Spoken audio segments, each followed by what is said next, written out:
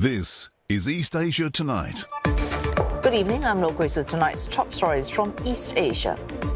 Twin earthquakes magnitude 7.1 and 6.9 hitting southwestern Japan, triggering tsunami alerts in Kyushu and Shikoku. South Korea's defense chief says no to making nuclear weapons, warning it could break the country's U.S. alliance and shock financial markets.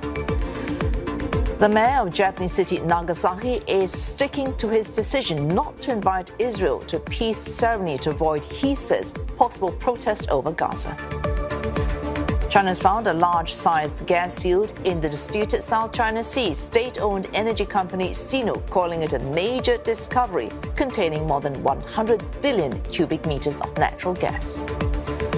Japan's Kobayashi Pharmaceutical will shut the production and sales of supplements containing red yeast suspected of causing dozens of deaths.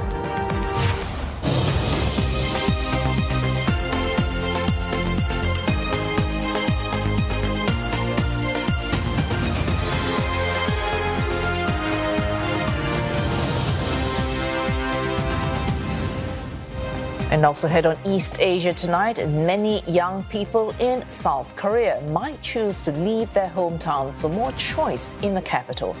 CNA Plus today examines the cost of that decision. And China's Olympic gold medal streak sparks a sporting craze, with spectators finding new ways to follow the games.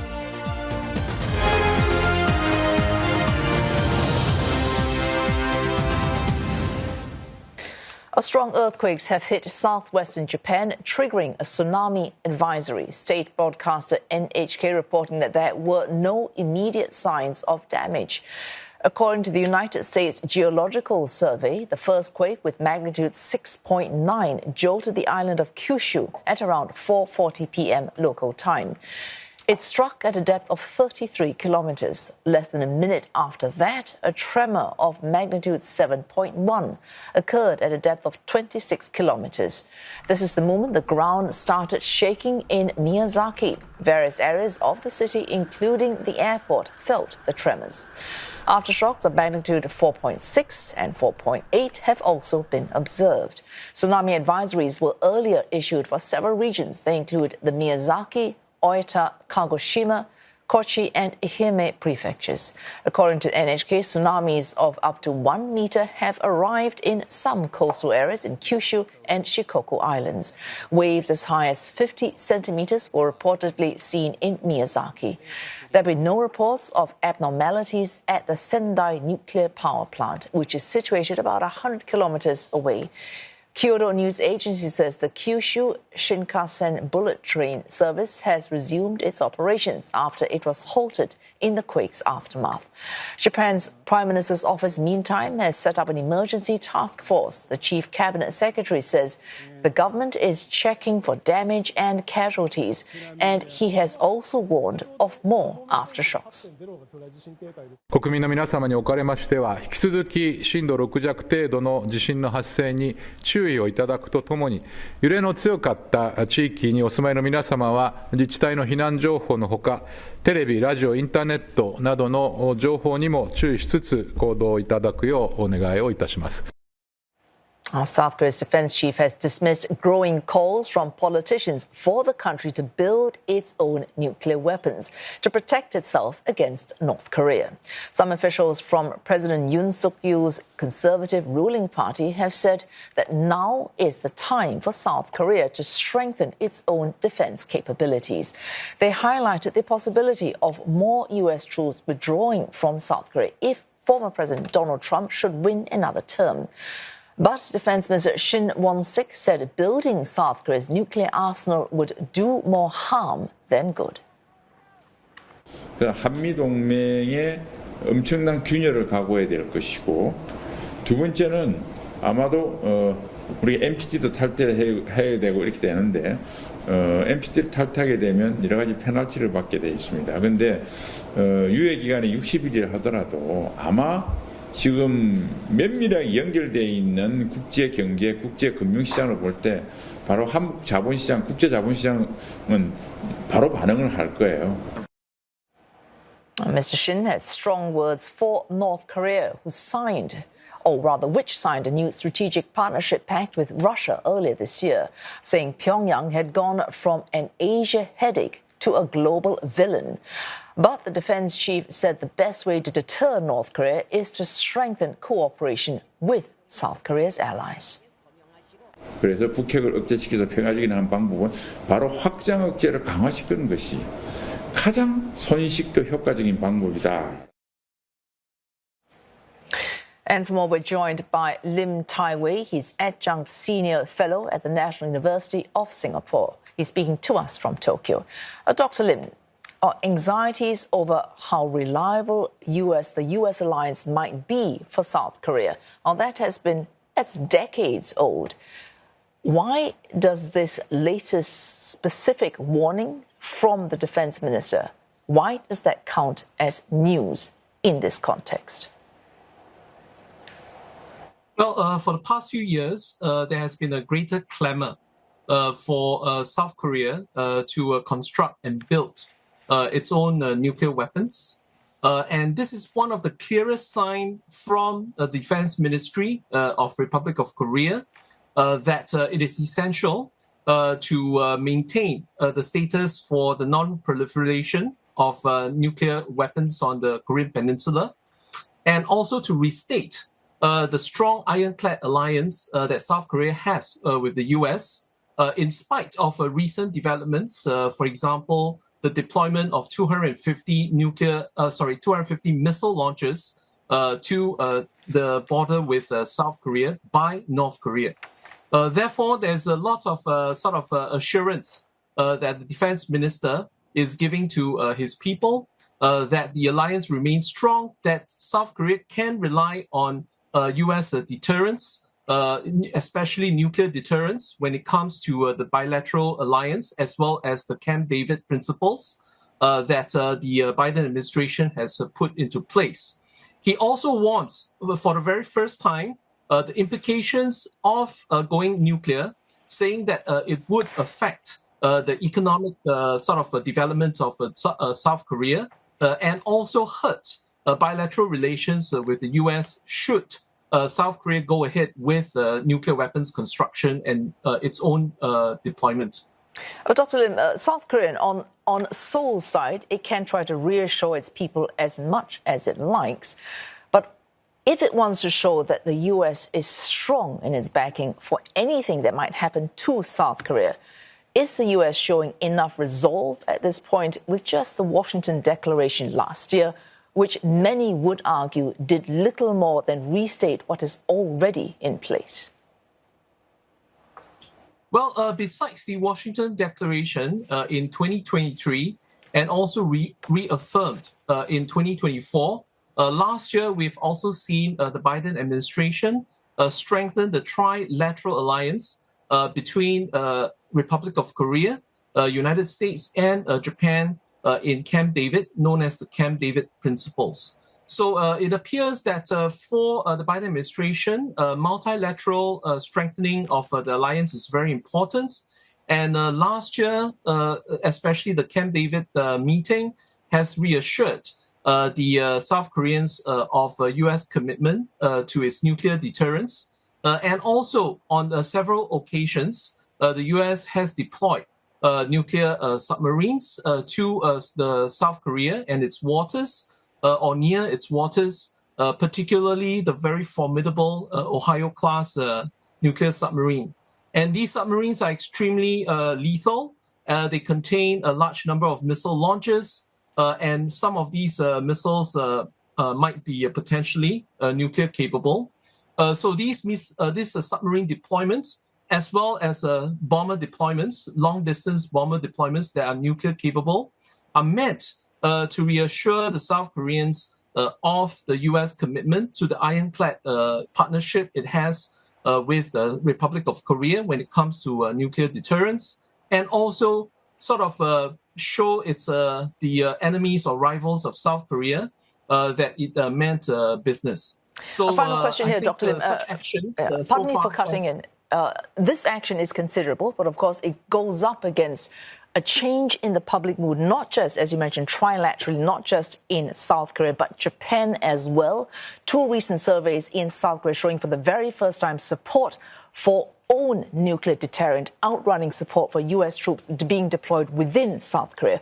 All these things that are being done, all these reassurance and, I suppose, gentle threats as well about financial damage. Is this enough to reassure what is really a change in the public mood on the ground? Final question. So far, it has been able to reassure the public, although there will be a need to continue to monitor the development, particularly South Korean intel has sort of released information that might be a tactical nuclear test coming up according to their assessment. So right now, with the weapons deployments like nuclear submarines and also Camp David, and the fact that the Trilateral Alliance is also developing new defense systems, for example, hypersonic interceptor gliders. All these will sort of been put in place to reassure the U.S. and its allies, including South Korea, of U.S. commitment to the defense of its allies' alliance network in Northeast Asia. Of course, both of them, both U.S. and South Korea, will be monitoring very carefully the development, especially the near future development of tactical nuclear weapons of the rivals. And they will probably, of course, react in terms of defensive postures and moves to such tests should it occur in the near future. Our thanks to Dr. Lim Taehoon, Adjunct Senior Fellow at the National University of Singapore. Thanks for joining us this evening. The mayor of the Japanese city of Nagasaki says it's unfortunate American and British ambassadors have refused to attend a ceremony tomorrow. Well, this is to mark the 1945 atomic bombing of the city. This after Israel did not get an invitation to attend. Shiro Suzuki has defended his decision, saying he wants to avoid possible protests related to the war in Gaza. あくまでもこれは政治的な理由による判断ではないということ、平穏かつ厳粛な雰囲気の下で円滑に式典を実施したい、こういう思いによること。 Envoys from the US, the UK, Canada, France, Germany, Italy and the EU signed a joint letter urging Japan to reverse its decision. They say putting Israel on the same level as that of Russia and Belarus, those are the only two other countries also not invited, would be misleading. Tomorrow's ceremony commemorates the 1945 bombing of Nagasaki by the United States during World War II, which left 140,000 people dead. Ambassadors from around the world often attend the event. Nagasaki's choice this year differs from that made by Hiroshima. That's another city that suffered atomic bombing during the Second World War. Officials invited Israel to their memorial event on Tuesday. Police on the Panama border have arrested 15 people who allegedly ran a smuggling network to help migrants, especially Chinese nationals, navigate through the Darien Gap. Now, that is a dangerous crossing used to reach the U.S. border. The arrests were made in the town of Santa Fe, near Panama's border region with Colombia. Officials say 11 vehicles, 24 mobile phones, a rifle and cash were seized. The crime ring reportedly offered a so-called VIP route to help speed up the journey, providing modes of transport such as canoes, horseback or even all-terrain vehicles.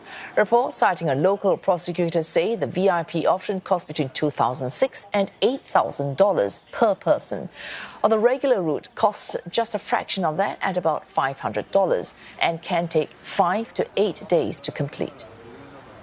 Hasta el momento las personas que han sido aprendidas dentro de la organización tienen distintos roles.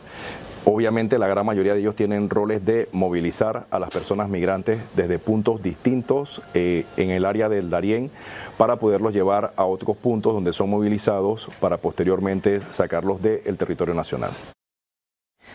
In recent years, the Chinese have become the fourth largest group by nationality to use the Darien Gap crossing. Other migrants include people from Ecuador, Colombia, Haiti, with most coming from Venezuela. At least 220,000 people have crossed the dense forest so far this year. They face dangers such as rapid rivers, wild animals, and criminal gangs that rob, rape, and kill. They follow in the footsteps of more than 500,000 migrants who did the same last year. And we have more on the arduous and dangerous journey that migrants take in hopes of finding a better life in the United States. CNA has produced a 3-part documentary called Walk the Line. Catch it on CNA Insider's YouTube channel or video on demand at cnaasia.asia. It's also available on mewatch.sg. And still ahead on this bulletin, South Korea charges high-profile tech billionaire Kakao founder Kim Byung-soo with share rigging. And Toyota Motor may be downgrading its production plan this year as it faces the fallout of a certification scandal in its home market.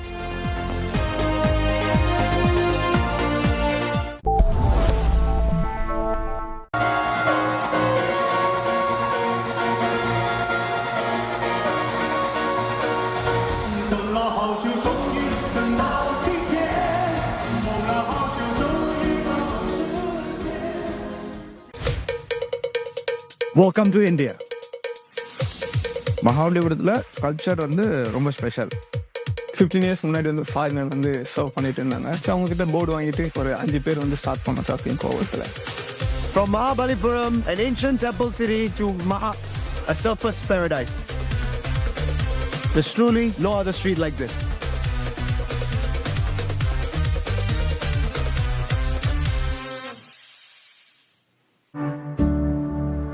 His art has since matured tremendously. But for me, there was always something missing. So when I started dancing walking, I found that missing thing. I hope I get scouted from national teams so I could make the Filipinos proud, or Filipinas. If Robert had never come into my life, what would happen? How would we have struggled? Like, how would we have come from out of all these things?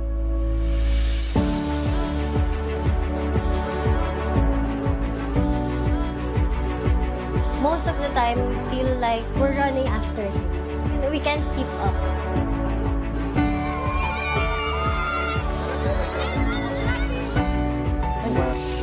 Never give up. Never give up.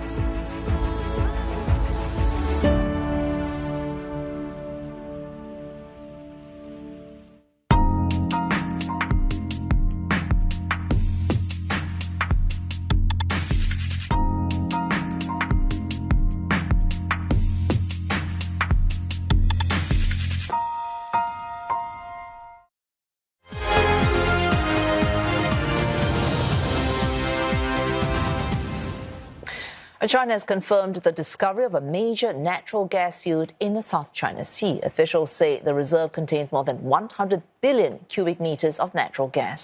The report does not specify where exactly it might be, but it does say it might lie somewhere off Hainan's southeastern coast, with an average depth of about 1,500 meters. The China National Offshore Oil Corporation in June announced what it called a major exploration breakthrough. The state-run offshore oil and gas specialist says tests show the field could produce more than 10 million cubic meters per day of open-flow natural gas. China is the world's largest natural gas importer, and this reserve could provide a huge boost to its energy security.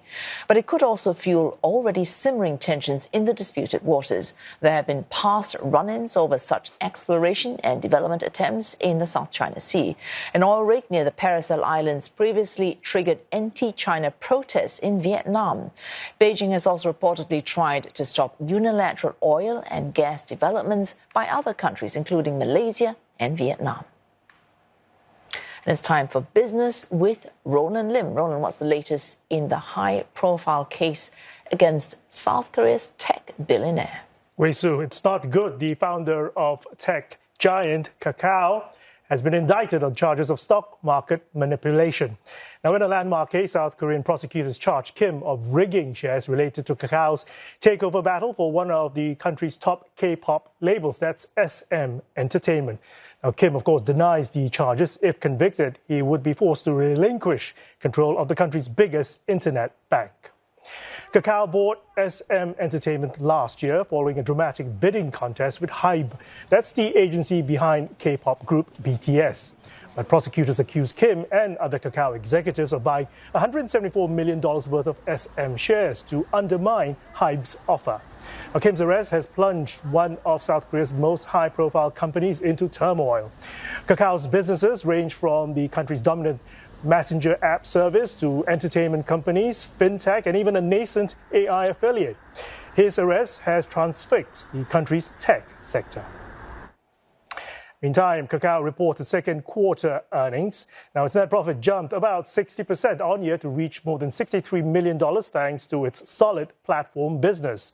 Kakao's operating profit also up about 20%. But both its bottom and top lines did miss estimates.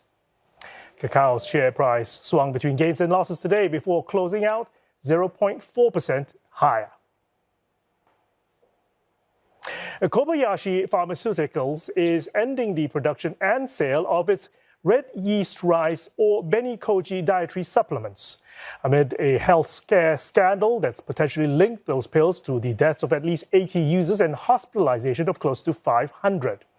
The company is taking a $28 million charge for the withdrawal in its June quarter.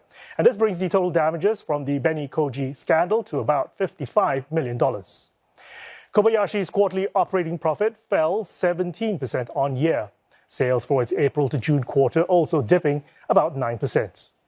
Now, the company downgraded its full-year earnings forecast, seeing a tumble of 40.5% in operating profit. The Japanese drug maker is still investigating the exact cause behind the complications from its Benikoji pills. Kobayashi will be offering compensation to customers who suffered health issues from its affected products from the 19th of August. Earlier reports had found the presence of puberulic acid, usually viewed as a poisonous substance, in the affected products. Toyota Motor has reported the told suppliers it'll be producing fewer cars this year. The world's best-selling automaker downgrading its global production plan by about 5% to 9.8 million units. Now, Japanese media say this is due to output suspension at domestic factories. The report comes about a week after Toyota said its global output slid in June for the fifth straight month. The Japanese automaker has been hit hard by a certification scandal in its home market and a fierce price war in China. Its production in Japan tumbled nearly 19% in June alone. And that's after the Transport Ministry found irregularities in applications by Toyota and other car makers to certify certain models. Still in Japan, Japanese cosmetic powerhouse Shiseido has reported steep losses in its first half earnings as weak demand from Chinese consumers and an ongoing restructuring program hurt its bottom line. Its shares plunged as much as 16%. That's the steepest drop since 1987 after the earnings report. Now, they closed 15.5% lower, the declines erasing most of their recent gains. Shiseido logged a first half loss of $18.4 million. That's a stark contrast to the profit of $93 million a year earlier. Shiseido also took a $150.6 million restructuring charge in its first half results. The company says that Chinese consumers remain reluctant to buy Japanese products on lingering concerns over the discharge of treated water from the wrecked Fukushima nuclear power plant. The water release sparked a boycott by Chinese consumers late last year, forcing Shiseido to cut its profit forecast. Domestic sales, though, were a bright spot, benefiting from a tourism boom in Japan fueled by the weak yen. Shiseido says it'll develop a new management strategy at the end of November. Driverless cars in China hitting the roads. Robo-taxis from Baidu subsidiary Apollo Go and Toyota-backed Pony AI have been given the green light. But the rollout comes with a rising threat of jobs at a time when the broader economy is slowing. In the central Chinese city of Wuhan, this car does not need a driver. No one is sitting behind the steering wheel to oversee the whole trip. Instead, a service help assistant can be contacted when there's an issue. It's just one of the many robo-taxis in Wuhan by Baidu's Apollo Go. These cars run 24/7, serving more than half of the city's population. But while China is ahead of the rest of the world in this technology, it's raising serious concerns about its impact on jobs. Taxi drivers say robotaxis have taken over a large part of short-distance trips, and it's hurting their incomes. The threat is also growing as Baidu looks to expand to 100 Chinese cities by 2030. In Wuhan, it's set to deploy 1,000 of its newest cars and break even per robotaxi by the end of this year. Will increase its intervention in the market by, for example, limiting the quotas of robotaxis on the road, for example. And it is probably also will be stepping up its support for the employment of those drivers that could be losing their jobs. So I think overall, I don't think the government will sit idle when, say, for example, there are maybe 1 million or 10 millions of robotaxis in China. Over in the outskirts of Beijing, one of China's largest driving schools is embracing automation. Gone are the days when an instructor sat beside a driving student. This time, instructors remotely monitor students who have AI teachers. Massive screens are able to provide instant feedback as well. The school has since more than halved the number of human instructors at its campus. 人工这块呢肯定会有的，就成本的节省呢，因为我们现在这种模式训练呢是要学员自主，提升学员自主学习的一个能力。他呢在这个训练过程中，老师为辅，那我们车上这个训练设备会教授学员的一些训练的要领啊、操作的技巧啊，老师呢辅助学员进行一个学习，所以从人员比例上大幅度的一个减少。 Chinese President Xi Jinping has identified so-called new productive forces as a national priority. But with lackluster domestic consumption and worries over job security, it remains to be seen how Beijing will balance innovation with livelihoods. And you're all caught up with the business news. It's back to you, Wei Su. And thanks for that, Roland. Coming up on East Asia tonight, a climate change agency warns 2024 could become the hottest year on record as a streak of extreme temperatures hit South Korea, Japan and China, amongst others.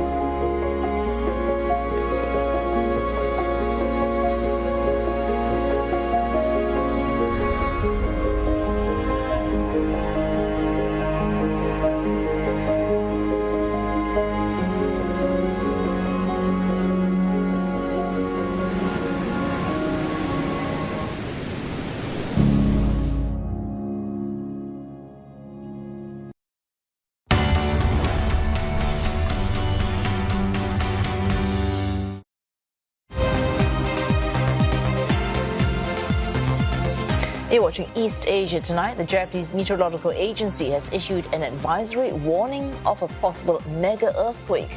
This in the wake of an earlier quake of magnitude 7.1 that struck off southwestern Japan, triggering tsunami alerts in Kyushu and Shikoku. South Korea's defense chief dismisses calls for the country to have its own nuclear weapons. Amid growing regional threats, he warns it could break the country's alliance with the United States and shock financial markets. And a major gas field discovery off China's Hainan Island in the South China Sea. The state-owned energy giant calling it a major breakthrough with more than 100 billion cubic meters of natural gas. Every year, global temperatures have been on the rise. Experts in the EU's Climate Change Agency believe this year may be the warmest on record. July this year, although it was the second warmest, it was slightly below July 2023. So the margin was very small. It's a few hundreds of a degree Celsius. So we are. So it marks the end of a streak of 13 months with global monthly records in like the global temperature. But it's really, we are still slightly below. It's not by much. Just because this streak ended does not mean it has cooled down, especially in East Asia, where record heat waves still show no signs of abating. Last week, eastern China saw temperatures climb to 43.9 degrees Celsius. Over in South Korea, at least 5 people died from the heat just last weekend. Nearly 1,700 heat-related illnesses were reported this summer. Japan's meteorological agency also recording the hottest July temperature since 1989. From April, 59 people have died from heat strokes. For many young South Koreans, it's hard to ignore the allure of capital Seoul. Some 26 million people call the metropolitan area home, and that's more than half the country's population. But as CNA's weekly program Insight finds out, life is not easy for many people drawn by the big city with bright lights.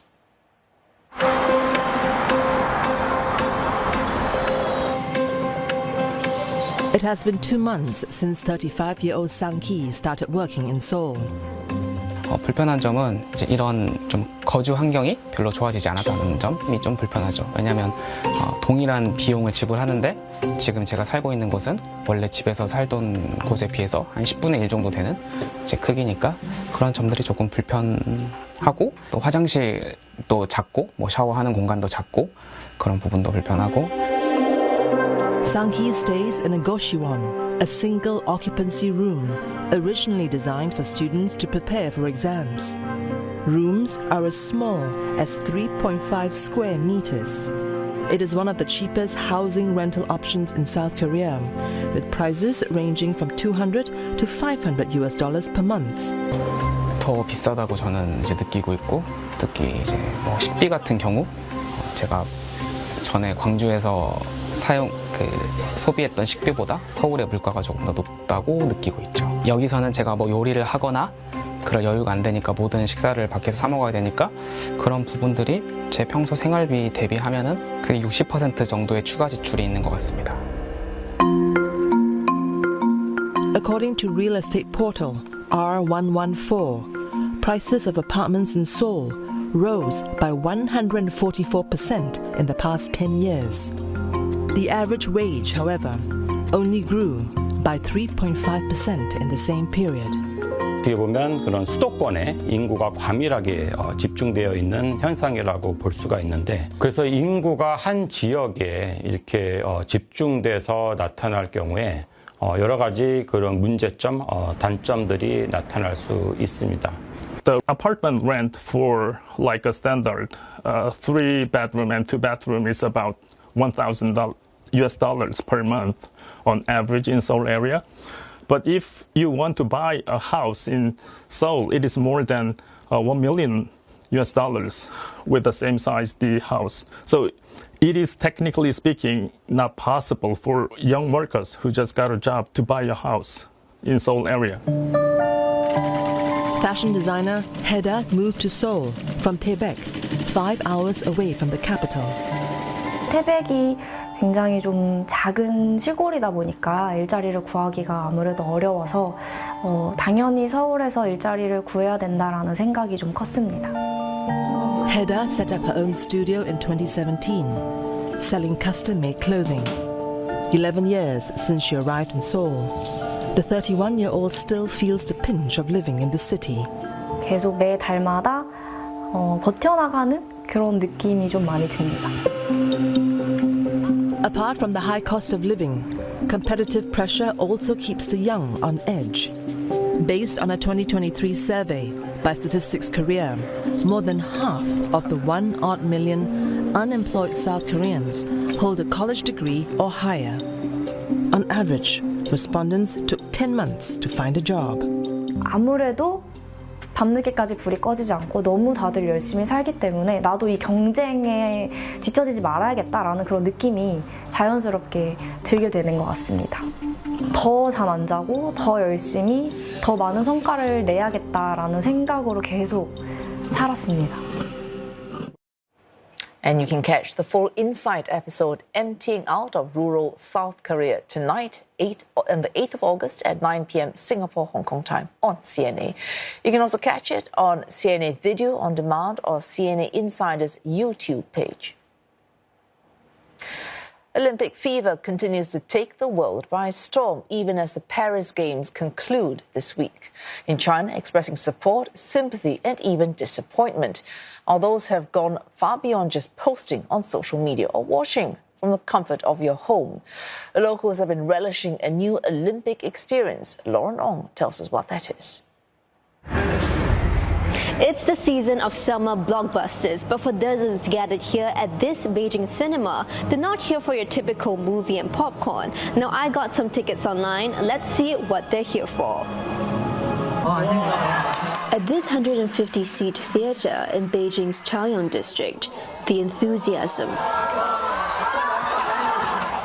tension, and emotion are palpable as these cinema goers watch a live broadcast of Olympic athletes in action on the big screen. 因为电影院看会更有氛围，氛围会更好，相比于在家一个人看，在外边跟朋友一块看会更好。我从微博看到有这个线下一起在电影院看电影的活动，和朋友一起来看电影的，在电影院氛围更好，和大家一起看的话气氛更好一些。 I'm here at what seems to be one of the less popular screenings, but even as Team China isn't competing, the audience here has their eyes glued to the screens, and you can hear cheers whenever there's a good play.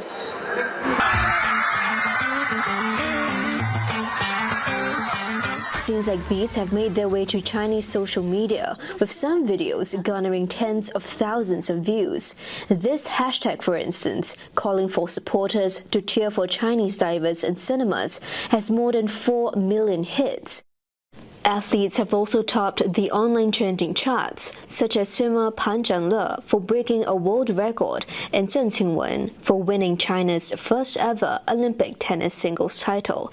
Others created a buzz for winning more than just gold in Paris, while another even went viral despite bowing out early in the competition. 乒乓球选手王楚钦，虽然就是最后他就在那个男单的时候输了嘛，但是我觉得奥运精神这个也是值得我们学习的。亚洲黄种人可以在奥运会赛场上夺冠，包括一些以前没有突破过的项目，比如说那个女子网球单打，那个郑倩文就拿到了单打的冠军，说明就是说我们正在追赶西方的一些体育竞技上的高度，所以说这不仅仅是一种金牌，也是说明我们整体这个对于体育的重视正在提高，就感觉特别的自豪。